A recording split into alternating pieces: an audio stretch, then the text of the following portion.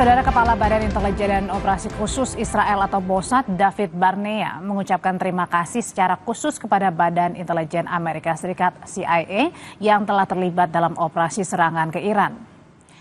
Barnea menyebut intelijen Israel akan terus mengawasi proyek nuklir Iran di tengah berlangsungnya gencatan senjata yang telah disepakati dua negara. Kepala Mossad David Barnea sendiri adalah sosok yang jarang berbicara ke publik termasuk soal eskalasi perang Iran-Israel.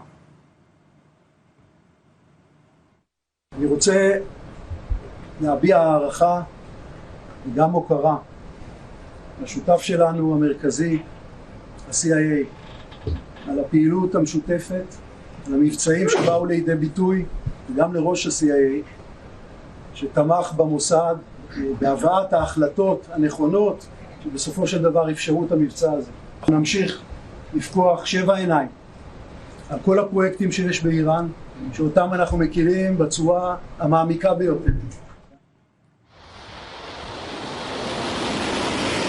Presiden Iran Masoud Pezeshkian memuji upaya yang dilakukan pasukan militer dan warga Iran atas keberanian mereka selama perang melawan Israel. Presiden Iran menegaskan serangan yang dilancarkan Iran ke Israel sebagai respon mempertahankan kedaulatan Iran.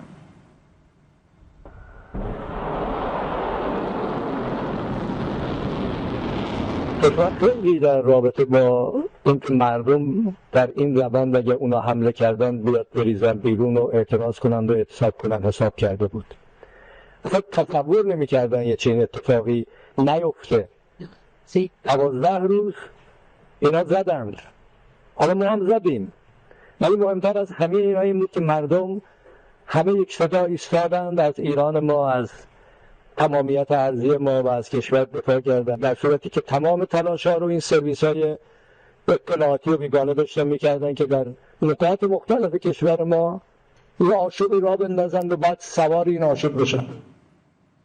Presiden Amerika Serikat Donald Trump mengatakan akan melakukan pertemuan dengan perwakilan Iran pekan depan. Trump mengaku akan ada penandatanganan perjanjian yang melibatkan dua negara. Trump menyinggung peluang kesepakatan perjanjian nuklir yang melibatkan Iran dan Amerika. Menurutnya perjanjian itu tidak diperlukan pihak Amerika saat ini.